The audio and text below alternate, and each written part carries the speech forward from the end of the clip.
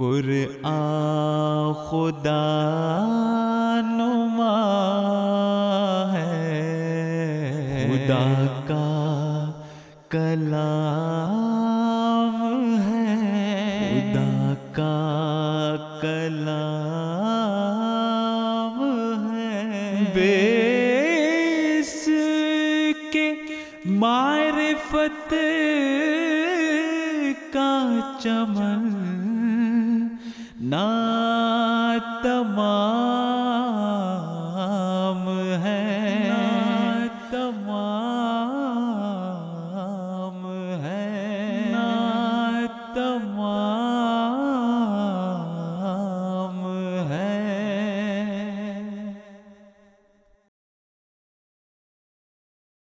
بسم اللہ الرحمن الرحیم۔ آج ماہ رمضان المبارک کا 20واں روزہ ہے، اور اس نسبت سے ہم آج کے اس پروگرام میں 20ویں پارے سے بعض منتخب آیات سے متعلق حضرت اقدس مسیح موعود علیہ السلام اور خلفائے کرام کی بیان فرمودہ تفاسیر سے چند امور آپ کی خدمت میں پیش کریں گے۔ جیسے کہ پہلے بھی یہ عرض کی جا چکی ہے یا دہانی کے طور پر پھر یہ عرض کی جاتی ہے کہ اس پروگرام کا مقصد یہ ہے کہ اس زمانے میں اللہ تعالیٰ نے حضرت اقدس مسیح موعود علیہ السلام اور آپ کے خلفائے کرام کے ذریعے قرآن مجید کے جو حقائق و معارف عطا فرمائے ہیں، اور یہ سلسلہ اللہ تعالیٰ کے فضل سے خلافت کے ذریعے سے مسلسل جاری ہے۔ قرآن کریم کی حقانیت، اس کی تعلیمات کی افضلیت،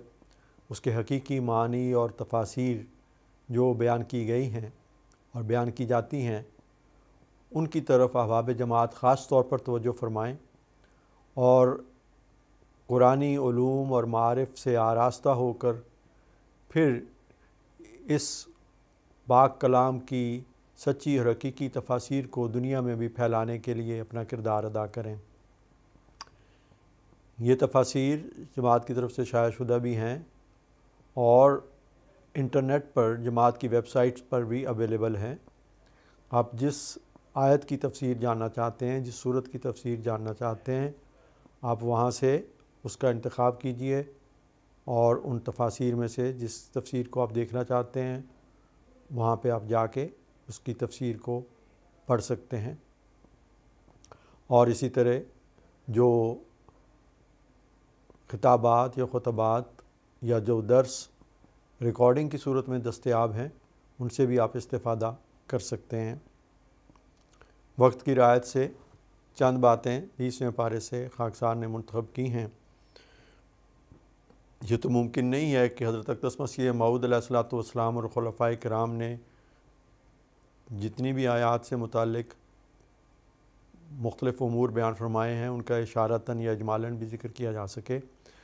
میں نے زیادہ تر حضرت اقدس مسیح موعود علیہ السلام کی تفسیر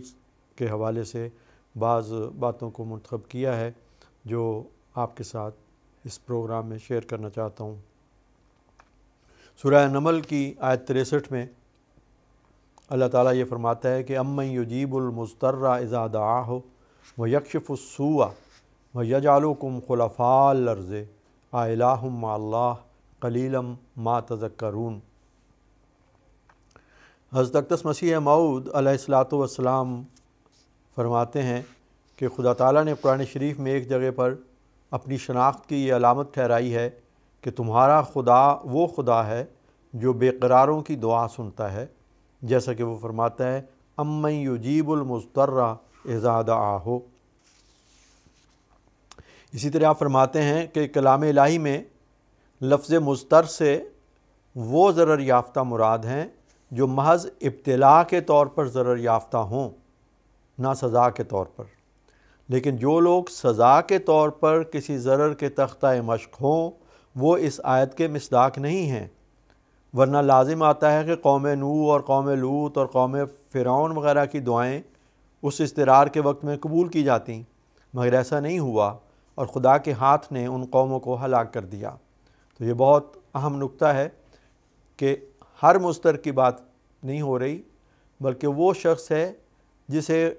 خدا کی طرف سے ایک ابتلا کے طور پر کوئی تکلیف پہنچی ہے اور اس میں وہ اضطرار کی کیفیت میں اللہ تعالیٰ کو پکارتا ہے تو اللہ تعالیٰ خاص طور پر اس کی دعا کو سنتا ہے اور اس کی تکلیف کو دور فرماتا ہے۔ آپ فرماتے ہیں قبولیت دعا، شرط قبولیت دعا کے واسطے یہ ہے کہ جس کے واسطے انسان دعا کرتا ہو اس کے لیے دل میں درد ہو۔ یہ ایک اور اس حضور نے اس آیت کا جو مفہوم ہے، ایک ڈیفرنٹ شیڈ ہے اس کا، وہ بیان فرمایا ہے۔ دوسرا پہلو ہے کہ ایک تو یہ ہے کہ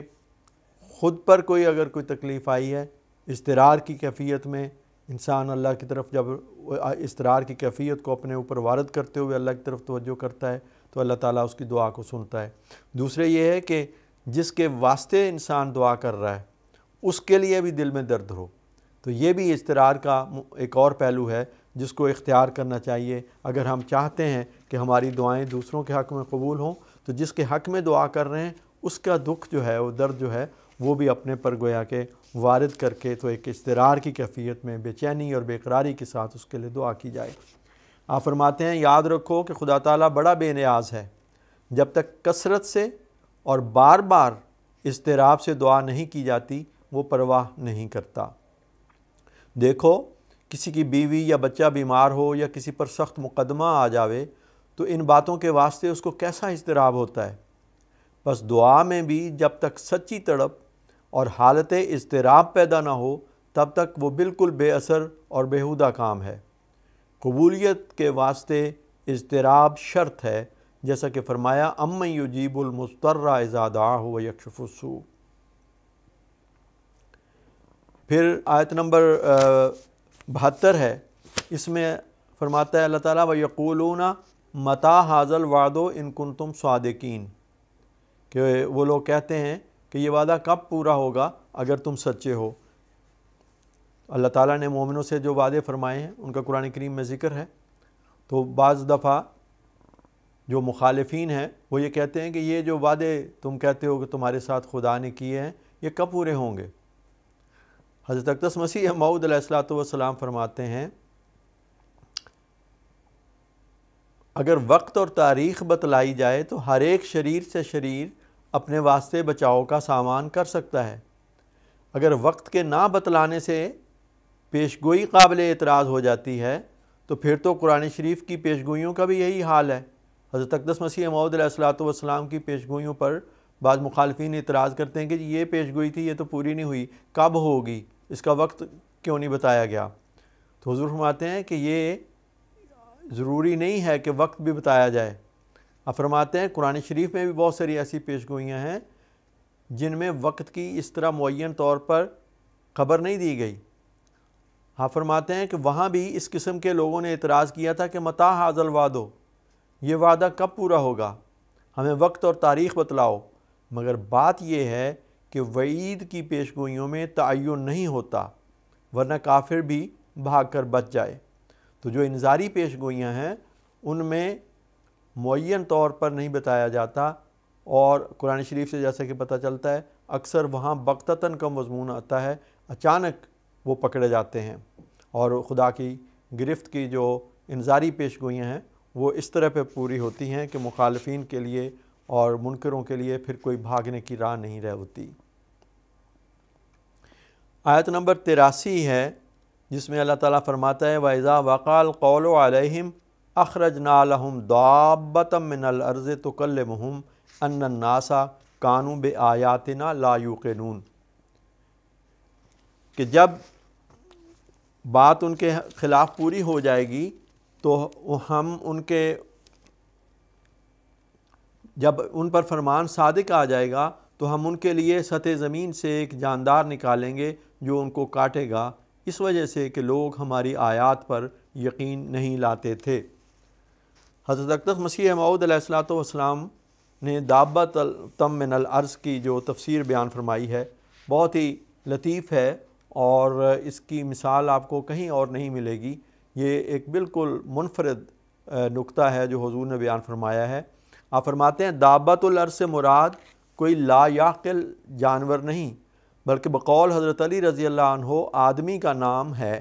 آدمی کا نام ہی دابۃ الارض ہے، اور اس جگہ لفظ دابۃ الارض سے ایک ایسا طائفہ انسانوں کا مراد ہے جو آسمانی روح اپنے اندر نہیں رکھتے لیکن زمینی علوم و فنون کے ذریعے سے منکرین اسلام کو لاجواب کرتے ہیں اور اپنا علم کلام اور طریقے مناظرہ تائید دین کی راہ میں خرچ کر کے بجان و دل خدمت شریعت غراء بجا لاتے ہیں۔ سو وہ چونکہ در حقیقت زمینی ہیں، آسمانی نہیں، اور آسمانی روح کامل طور پر اپنے اندر نہیں رکھتے، اس لیے دابۃ الارض کہلاتے ہیں۔ اور چونکہ کامل تزکیہ نہیں رکھتے اور نہ کامل وفاداری، اس لیے چہرہ ان کا انسانوں کا ہے مگر بعض اعضاء ان کے بعض دوسرے حیوانات سے مشابہ ہیں۔ اسی طرف اللہ جل شانہ اشارہ فرماتا ہے وَإِذَا وَقَعَ الْقَوْلُ عَلَيْهِمْ أَخْرَجْنَا لَهُمْ دَابَّةً مِّنَ الْأَرْضِ تُكَلِّمُهُمْ أَنَّ النَّاسَ كَانُوا بِآيَاتِنَا لَا يُوقِنُونَ، یعنی جب ایسے دن آئیں گے جو کفار پر عذاب نازل ہو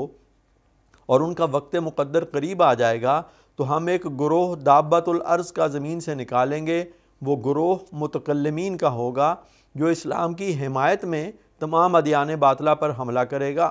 یعنی وہ علماء ظاہر ہوں گے جن کو علم کلام اور فلسفے میں ید طولہ ہوگا۔ وہ جا بجا اسلام کی حمایت میں کھڑے ہو جائیں گے اور اسلام کی سچائیوں کو استدلالی طور پر مشارق مغارب میں پھیلائیں گے۔ اور اس جگہ اخرجنا کا لفظ اس وجہ سے اختیار کیا کہ آخری زمانے میں ان کا خروج ہوگا، نہ حدوث، یعنی تخمی طور پر یا کم مقدار کے طور پر تو پہلے ہی سے تھوڑے بہت ہر یک زمانے میں وہ پائے جائیں گے، لیکن آخری زمانے میں بکثرت اور نیز اپنے کمال لائق کے ساتھ پیدا ہوں گے اور ہم حمایت اسلام میں جا بجا واعظین کے منصب پر کھڑے ہو جائیں گے اور شمار میں بہت بڑھ جائیں گے۔ تو بہت سارے ایسے لوگ جو اسلام کی حمایت میں کھڑے ہوں گے لیکن چونکہ وہ آسمانی روح اپنے اندر کامل نہیں رکھتے، اس لیے بظاہر اگرچہ ان کی کوششیں دین اسلام کی حمایت میں ہوں گی لیکن اللہ تعالیٰ انہیں دابۃ من الارض کہتا ہے۔ حضور فرماتے ہیں کہ دابۃ الارض یعنی وہ علماء و واعظین جو آسمانی قوت اپنے اندر نہیں رکھتے، ابتدا سے چلے آتے ہیں، لیکن قرآن کا مطلب یہ ہے کہ آخری زمانے میں ان کی حد سے زیادہ کثرت ہوگی اور ان کے خروج سے مراد وہی ان کی کثرت ہے۔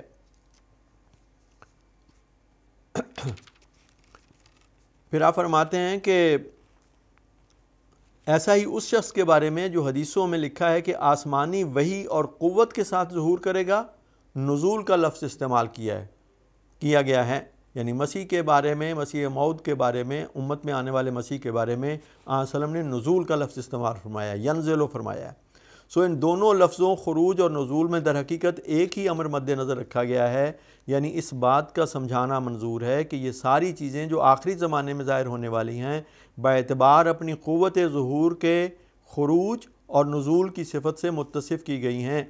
جو آسمانی قوت کے ساتھ آنے والا تھا اس کو نزول کے لفظ سے یاد کیا گیا، اور جو زمینی قوت کے ساتھ نکلنے والا تھا اس کو خروج کے لفظ کے ساتھ پکارا گیا، تا نزول کے لفظ کے ساتھ آنے والے کی ایک عظمت سمجھی جائے اور خروج کے لفظ سے خفت اور حقارت ثابت ہو، اور نیز یہ بھی معلوم ہو کہ نازل خارج پر غالب ہے۔ تو مسیح موعود کے متعلق جو بشارتیں ہیں، اس کا جو آنا ہے اس کے متعلق نزول کا لفظ ہے، جس کا مطلب ہے کہ وہ آسمان سے آسمانی تائید و نصرت کے ساتھ آئے گا، آسمانی روح اپنے اندر رکھتا ہوگا، اور جو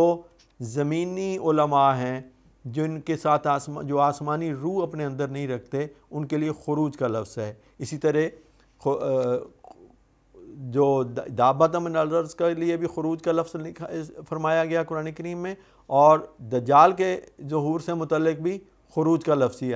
آیا ہے، جس کا مطلب یہ ہے کہ وہ زمینی لحاظ سے بڑی اپنے اختیار رکھتا ہوگا، طاقتیں رکھتا ہوگا، لیکن آسمان سے اس کا کوئی تعلق نہیں ہوگا۔ حضور علیہ السلام نے اپنے ایک رویا کا بھی اس ضمن میں ذکر فرمایا ہے، جس میں آپ کو بتایا گیا تھا کہ طاعون کے جو نشان ہے وہ ظاہر ہوگا، اور اس کے متعلق بھی حضرت مسیح موعود علیہ الصلوۃ والسلام نے اسی آیت سے استنباط فرمایا، اور اس اپنے کشف کو اس کے ساتھ ملا کے تو یہ بتایا کہ خلاصہ کلام یہ ہے کہ یہی دابۃ الارض جو ان آیات میں مذکور ہے، جس کا مسیح موعود کے زمانے میں ظاہر ہونا ابتدا سے مقرر ہے، یہی وہ مختلف صورتوں کا جانور ہے جو مجھے عالم کشف میں نظر آیا اور دل میں ڈالا گیا کہ یہ طاعون کا کیڑا ہے، اور خدا تعالیٰ نے اس کا نام دابۃ الارض رکھا کیونکہ زمین کے کیڑوں میں سے ہی یہ بیماری پیدا ہوتی ہے۔ اس بیان پر کہ دابۃ الارض در حقیقت مادہ طاعون کا نام ہے، جس سے تعاون پیدا ہوتی ہیں۔ اس ضمن میں پھر حضور نے قرآن مجید کی مختلف آیات سے استنباط کرتے ہوئے اس بارے میں دلائل بیان فرمائے ہیں۔ اور اسی طرح حضور نے فرمایا ہے کہ یہ جو اللہ تعالیٰ نے قرآن شریف میں فرمایا کہ وہ دابۃ الارض یعنی طاعون کا کیڑا زمین میں سے نکلے گا، اس میں یہی بھید ہے کہ وہ اس بات کی طرف اشارہ کرے کہ وہ اس وقت نکلے گا کہ جب مسلمان اور ان کے علماء زمین کی طرف جھک کر خود دابۃ الارض بن جائیں گے۔ ہم اپنی بعض کتابوں میں یہ لکھ آئے ہیں کہ اس زمانے کے ایسے مولوی اور سجادہ نشین جو متقی نہیں ہیں، یہ دابۃ الارض ہیں۔ اور اب ہم نے اس رسالے میں یہ لکھا ہے کہ دابۃ الارض طاعون کا کیڑا ہے۔ ان دونوں بیانوں میں کوئی شخص تناقض نہ سمجھے۔ قرآن شریف ذو المعارف ہے۔ یہ بھی بہت اہم نکتہ ہے جس کو ہمیشہ قرآن کریم کی تفاسیر کو پڑھتے ہوئے سامنے رکھنا چاہیے۔ حضور علیہ السلام فرماتے ہیں کہ قرآن شریف ذو المعارف ہے اور کئی وجوہ سے اس کے معنی ہوتے ہیں جو ایک دوسرے کی ضد نہیں، اور جس طرح قرآن شریف یک دفعہ نہیں اترا، اسی طرح اس کے معارف بھی دلوں پر یک دفعہ نہیں اترتے۔ تو قرآن شریف کی جو مختلف تفاسیر ہوتی ہیں مختلف نقطہ نگاہ سے، مختلف زاویوں سے بیان کی جاتی ہیں، اور وہ ایک دوسرے کی ضد نہیں ہوتی، لیکن نئے نئے معانی اس نکلتے ہیں، اس لیے کہ قرآن مجید ذو المعارف ہے۔ تو اس ضمن میں پھر حضور نے یہ فرمایا کہ یہ قرآن شریف کا نزول تدریجی تھا۔ اسی طرح حضرت صلی اللہ علیہ وسلم کی تکمیل معارف بھی تدریجی تھی، اور اسی قدم پر مسیح موعود ہے جو اس وقت تم میں ظاہر ہوا۔ اور فرماتے ہیں کہ اب ایک اور معنی خدا تعالیٰ کی طرف سے اس آیت کے متعلق کھلے جن کو ابھی ہم نے بیان کر دیا ہے، یعنی یہ کہ دابۃ الارض سے مراد وہ کیڑا بھی ہے جو مقدر تھا، جو مسیح موعود کے وقت میں زمین میں سے نکلے اور دنیا کو ان کی بدعمالیوں کی وجہ سے تباہ کرے۔ تو اس ضمن میں اس پہلو سے حضور نے طاعون کے نشان کو بھی دابۃ الارض کے خروج کے ساتھ اس کو جوڑ کر بیان فرمایا۔ پھر سورہ قصص کی آیت 8 ہے جس میں اللہ تعالیٰ یہ فرماتا ہے وَأَوْحَيْنَا إِلَىٰ أُمِّ مُوسَىٰ أَنْ أَرْضِعِيهِ فَإِذَا خِفْتِ عَلَيْهِ فَأَلْقِيهِ فِي الْيَمِّ وَلَا تَخَافِي وَلَا تَحْزَنِي إِنَّا رَادُّوهُ إِلَيْكِ وَجَاعِلُوهُ مِنَ الْمُرْسَلِينَ۔ حضور فرماتے ہیں کہ یہ جو جس میں اس آیت میں یہ ذکر کیا گیا ہے کہ اللہ تعالیٰ نے حضرت موسیٰ علیہ السلام کی والدہ کی طرف وحی کی، ان سے کلام کیا اور اسے کہا کہ لا تخافی ولا تحزنی انا رادوہ الیک وجاعلوہ من المرسلین۔ جب انہوں نے اللہ کی وحی کے تابع حضرت موسیٰ کو پانی میں ڈال دیا تھا تو اس طرح اس وقت آپ کو تسلی دیتے ہوئے اللہ تعالیٰ نے یہ وحی فرمائی تھی کہ آپ غم نہ کریں، ہم اسے آپ کے پاس واپس لوٹائیں گے۔ حضور علیہ الصلوۃ والسلام فرماتے ہیں کہ قرآن مجید نے ہمیں یہ خبر دی ہے کہ اس نے موسیٰ کی والدہ سے کلام کیا اور اس سے یہ کہا، پھر اس طرح اس نے مسیح ناصری علیہ السلام کے حواریوں کی طرف بھی وحی کی اور ذوالقرنین سے بھی اس نے کلام کیا۔ تو خدا تعالیٰ نبیوں کے علاوہ دوسروں سے بھی اپنا کلام فرماتا ہے۔ آپ فرماتے ہیں اے منصف اور عقل مند، تم اس بات پر غور کرو کہ اس امت میں جو خیر الامم ہے، کیوں بعض مردوں سے خدا تعالیٰ کا کلام کرنا جائز نہیں، حالانکہ اس نے تم سے پہلی امتوں کی عورتوں سے بھی کلام کیا ہے۔ تو بعض لوگ جو کہتے ہیں کہ اللہ اب کلام نہیں کرتا، یہ بالکل غلط بات ہے۔ حضور علیہ الصلوۃ والسلام فرماتے ہیں ہم تو خیر الامم ہیں، پہلی امتوں کی عورتوں سے بھی اللہ نے کلام کیا، اور اب اس امت میں بالکل کلام اپنے سے محروم کر دیا۔ ہاں، شرعی کلام جو ہے حضور علیہ السلام نے یہ بڑی وضاحت سے فرمایا ہے وہ قرآن کریم ہے، لیکن قرآن کریم کے فیض کے نتیجے میں، قرآن کریم کی پیروی سے، قرآن کریم کی تائید میں اللہ تعالیٰ اپنے بندوں سے کلام کرتا ہے، اور اس کا ذکر خود قرآن کریم میں موجود ہے اور انہیں اپنے الہام سے نوازتا ہے۔ اسی طرح سورہ قصص کی آیات 16 تا 23 میں اس سے متعلق حضرت خلیفۃ المسیح رابع رحمہ اللہ کا ایک نوٹ ہے جو میں آپ کے سامنے رکھنا چاہتا ہوں۔ حضور رحمہ اللہ فرماتے ہیں کہ معلوم ہوتا ہے کہ حضرت موسیٰ نبوت سے پہلے اپنے گھر صبح کے اندھیرے میں آیا کرتے تھے۔ ایک دن رستے میں انہوں نے ایک اسرائیلی کو فرعون کی قوم کے ایک شخص سے لڑتے ہوئے دیکھا۔ جب اس نے حضرت موسیٰ کو مدد کے لیے پکارا تو آپ کے مکے سے قوم فرعون کا آدمی مر گیا۔ دوسری صبح منہ اندھیرے حضرت موسیٰ پھر گزر رہے تھے تو آپ کی قوم کے اسی لڑاکا شخص نے قوم فرعون کے ایک آدمی سے لڑائی شروع کی۔ جب موسیٰ اپنے ہم قوم کی مدد کے لیے بڑھے تو قوم فرعون کے شخص نے احتجاجاً حضرت موسیٰ سے کہا کیا مجھ سے بھی وہی کرو گے جس طرح کل تم نے ہمارا ایک آدمی مار دیا تھا؟ ان دو واقعات کے بیان کے بعد وہ آیت آتی ہے جس میں بتایا گیا ہے کہ فرعون کی قوم کے سرداروں نے یہ فیصلہ کر لیا کہ موسیٰ کو قتل کی سزا دی جائے گی۔ اس پر حضرت موسیٰ کو ایک باخبر آدمی نے پہلے سے متنبع کر دیا اور آپ وہاں سے مدین کی طرف چلے گئے۔ سورہ عنکبوت کی آیت 3 میں اللہ تعالیٰ یہ فرماتا ہے احاسب الناس ان یترکوا ان یقولوا آمنا وہم لا یفتنون۔ حضرت اقدس مسیح موعود علیہ السلام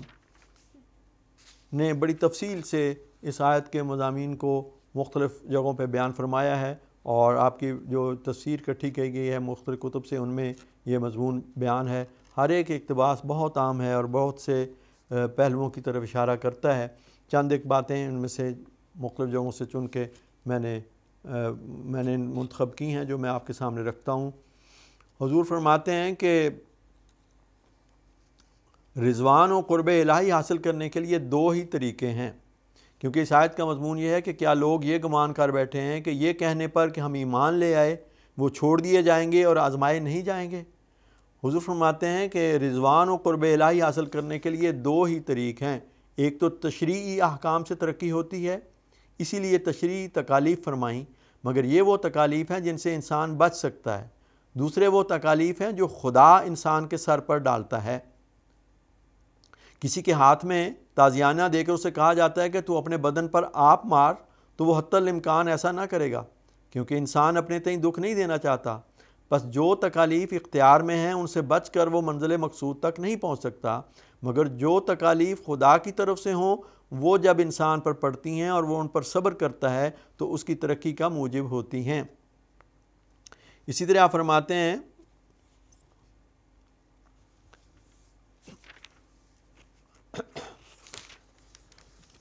کہ بہت سے لوگ یہاں آتے ہیں اور چاہتے ہیں کہ پھونک مار کر عرش پر پہنچائے اور واصلین سے ہو جائیں۔ ایسے لوگ ٹھٹھا کرتے ہیں۔ وہ انبیاء کے حالات کو دیکھیں۔ یہ غلطی ہے جو کہا جاتا ہے کہ کسی ولی کے پاس جا کر صدہا ولی فی الفور بن گئے۔ حضور اس آیت کے حوالے سے فرماتے ہیں جب تک انسان آزمایا نہ جاوے، فتن میں نہ ڈالا جاوے، وہ کب ولی بن سکتا ہے؟ فرماتے ہیں ایک مجلس میں بایزید واعظ فرما رہے تھے، وہاں ایک مشائخ زادہ بھی تھا جو ایک لمبا سلسلہ رکھتا تھا۔ اس کو آپ سے اندرونی بغض تھا۔ اللہ تعالیٰ کا یہ خاصہ ہے کہ پرانے خاندانوں کو چھوڑ کر کسی اور کو لے لیتا ہے، جیسے بنی اسرائیل کو چھوڑ کر بنی اسماعیل کو لے لیا، کیونکہ وہ لوگ عیش و عشرت میں پڑھ کر خدا کو بھول گئے ہوئے ہیں۔ اب فرماتے ہیں سو اس شیخ زادے کو خیال آیا کہ یہ ایک معمولی خاندان کا آدمی ہے، کہاں سے ایسا صاحب خارق آ گیا؟ لوگ اس طرف جھکتے ہیں اور ہماری طرف نہیں آتے۔ یہ باتیں خدا تعالیٰ نے بایزید پر ظاہر کیں۔ انہوں نے ایک قصے کے رنگ میں یہ بیان شروع کیا کہ ایک جگہ مجلس میں رات کے وقت ایک لیمپ جل رہا تھا، تیل اور پانی میں بحث ہوئی۔ پانی نے تیل کو کہا کہ تو کثیف اور گندا ہے اور باوجود کثافت کے میرے اوپر آتا ہے۔ میں ایک مصفہ چیز ہوں اور طہارت کے لیے استعمال کیا جاتا ہوں، لیکن نیچے ہوں، اس کا باعث کیا ہے؟ تیل نے کہا کہ جس قدر صعوبتیں میں نے کھینچی ہیں تو نے کہاں وہ جھیلی ہیں جس کے باعث یہ بلندی مجھے نصیب ہوئی۔ ایک زمانہ تھا جب میں بویا گیا، زمین میں مخفی رہا، خاکسار ہوا، پھر خدا کے ارادے سے بڑھنے نہ پایا کہ کاٹا گیا، پھر طرح طرح کی مشقتوں کے بعد صاف کیا گیا، کولوؤں میں پیسا گیا، پھر تیل بنا اور آگ لگائی گئی۔ کیا ان مصائب کے بعد بھی میں بلندی حاصل نہ کرتا؟ یہ ایک مثال ہے کہ اہل اللہ مصائب شدائد کے بعد درجات پاتے ہیں۔ لوگوں کا یہ خیال خام ہے کہ فلاں شخص فلاں کے پاس جا کر بلا مجاہدہ و تزکیہ ایک دم میں صد یقین میں داخل ہو گیا۔ قرآن کو دیکھو کہ خدا کس طرح تم پر راضی ہو۔ جب تک نبیوں کی طرح تم پر مصائب و زلازل نہ آویں، جنہوں نے بعض وقت تنگ آ کر یہ بھی کہہ دیا حتیٰ یقول الرسول والذین آمنوا معہ متی نصر اللہ الا ان نصر اللہ قریب، اللہ کے بندے ہمیشہ بلاؤں میں ڈالے گئے، پھر خدا نے ان کو قبول کیا۔ فرماتے ہیں غرض امتحان ضروری شے ہے، اس سلسلے میں جو داخل ہوتا ہے وہ ابتلا سے خالی نہیں رہ سکتا۔ اسی طرح فرماتے ہیں کہ آزمائش کے لفظ سے یہ کبھی دھوکہ نہ کھانا چاہیے کہ اللہ تعالیٰ کو جو عالم الغیب اور یعلم السر والخفیہ ہے، امتحان یا آزمائش کی ضرورت ہے، اور بدون امتحان اور آزمائش کے اس کو کچھ معلوم نہیں ہوتا۔ ایسا خیال کرنا نہ صرف غلطی بلکہ کفر کی حد تک پہنچتا ہے، کیونکہ اللہ تعالیٰ کی عظیم الشان صفات کا انکار ہے۔ امتحان یا آزمائش سے اصل غرض یہ ہوتی ہے کہ تا حقائق مخفیہ کا اظہار ہو جاوے اور شخص زیر امتحان پر اس کی حقیقت ایمان منکشف ہو کر اسے معلوم ہو جاوے کہ وہ کہاں تک اللہ کے ساتھ صدق و اخلاص اور وفا رکھتا ہے، اور ایسا ہی دوسرے لوگوں کو اس کی خوبیوں پر اطلاع ملے۔ تو یہ جو اللہ تعالیٰ کی طرف سے امتحان آتے ہیں، یہ نہیں کہ اللہ تعالیٰ کو نہیں پتہ، بلکہ اللہ تعالیٰ دوسروں پر اس کی حقیقت کو ظاہر کرنا چاہتا ہے، اور خود اس شخص پر بھی۔ آپ فرماتے ہیں جب اللہ تعالیٰ کسی آسمانی سلسلے کو قائم کرتا ہے تو ابتلاء اس کی جزو ہوتے ہیں۔ آپ فرماتے ہیں کہ ابتلاء مومن کو اللہ تعالیٰ کے اور بھی قریب کر دیتا ہے اور اس کی وفاداری کو مستحکم بناتا ہے، لیکن کچے اور غدار کو الگ کر دیتا ہے، کیونکہ جب مومن پر ابتلاء آتا ہے تو وہ خدا سے دور نہیں ہٹتا بلکہ اور بھی خدا کے قریب ہوتا ہے۔ تو اس طرح سے اس کی جو استقامت ہے اور اس کا جو ثبات قدم ہے، اس کو اللہ تعالیٰ دنیا پر ظاہر فرماتے ہیں حقیقت میں جو سچا مومن ہے، ابتلاء میں اس کے ایمان کی حلاوت اور لذت اور بھی بڑھ جاتی ہے۔ اللہ تعالیٰ کی قدرتوں اور اس کے عجائبات پر اس کا ایمان بڑھتا ہے، اور وہ پہلے سے بہت زیادہ خدا تعالیٰ کی طرف توجہ کرتا اور دعاؤں سے فتح یاب اجابت چاہتا ہے۔ تو وہ مایوس نہیں ہوتا بلکہ اور بھی اللہ کی محبت میں بڑھتا ہے، اور اس کی قدرتوں کے عجائب اور اس کے عجائبات پر اس کا ایمان بڑھتا ہے۔ فرماتے ہیں ابتلاء اسی واسطے آتے ہیں کہ صادق جدا ہو جائے اور کاذب جدا۔ اللہ تعالیٰ یہ فرماتا ہے کہ وہ لوگ جو ایمان لائے اور نیک اعمال بجا لائے، ہم انہیں ضرور نیک لوگوں میں داخل کریں گے۔ اس پر بعض لوگ کہتے ہیں کہ اعمال صالحہ کرنے والے صالحین ہوتے ہیں، پھر ان کو صالحین میں داخل کرنے سے کیا مراد ہے؟ حضور علیہ السلام فرماتے ہیں کہ اصل بات یہ ہے کہ اس میں ایک لطیف نکتہ ہے، اور وہ یہ ہے کہ اللہ تعالیٰ اس بات کو بیان فرماتا ہے کہ صلاحیت کی دو قسم ہوتی ہیں۔ ایک تو یہ کہ انسان تکالیف شاقہ اٹھا کر نیکیوں کا بوجھ اٹھاتا ہے، نیکیاں کرتا ہے، لیکن ان کے کرنے میں اسے تکلیف اور بوجھ معلوم ہوتا ہے، اور اندر نفس کے کشاکش موجود ہوتی ہے، اور جب وہ نفس کی مخالفت کرتا ہے تو سخت تکلیف محسوس ہوتی ہے۔ لیکن جب وہ اعمال صالحہ کرتا ہے اور اللہ تعالیٰ پر ایمان لاتا ہے، جیسا کہ اس آیت کا منشا ہے، اس وقت وہ تکالیف شاقہ اور محنتیں جو خود نیکیوں کے لیے برداشت کرتا ہے اٹھ جاتی ہیں، اور طبعی طور پر وہ صلاحیت کا مادہ پیدا ہو جاتا ہے، اور وہ تکالیف نہیں رہتی ہیں، اور نیکیوں کو ایک ذوق اور لذت سے کرتا ہے۔ اور ان دونوں میں یہی فرق ہوتا ہے کہ پہلا نیکی کرتا ہے مگر تکلیف اور تکلف سے، اور دوسرا ذوق اور لذت سے۔ وہ نیکی اس کی غذا ہو جاتی ہے جس کے بغیر وہ زندہ نہیں رہ سکتا، اور وہ تکلف اور تکلیف جو پہلے ہوتی تھی اب ذوق و شوق اور لذت سے بدل جاتی ہے۔ یہ وہ مقام ہوتا ہے صالحین کا جن کے لیے فرمایا لَنُدْخِلَنَّهُمْ فِي الصَّالِحِينَ، کہ ہم ضرور ان کو صالحین میں داخل کریں گے۔ اس مقام پر پہنچ کر کوئی فتنہ اور فساد مومن کے اندر نہیں رہتا، نفس کی شرارتوں سے محفوظ ہو جاتا ہے، اور اس کے جذبات پر فتح پا کر مطمئن ہو کر دارالامان میں داخل ہو جاتا ہے۔ حضرت خلیفۃ المسیح ثانی رضی اللہ تعالیٰ عنہ نے اس بارے میں یہ بیان فرمایا ہے جو میں پڑھ دیتا ہوں، یہ بھی بہت اہم ہے اور بہت ہی لطیف نکتہ ہے، اور قرآن کریم کی ایک دوسری آیت کے مضمون کی طرف اشارہ کرتا ہے۔ حضور فرماتے ہیں کہ اس آیت میں بتایا گیا ہے کہ جو لوگ محمد رسول اللہ صلی اللہ علیہ وسلم پر سچے دل سے ایمان لائے ہیں اور پھر اس ایمان کے مطابق انہوں نے اعمال صالحہ بھی کیے ہیں، ہم انہیں یقیناً صالحین میں داخل کریں گے،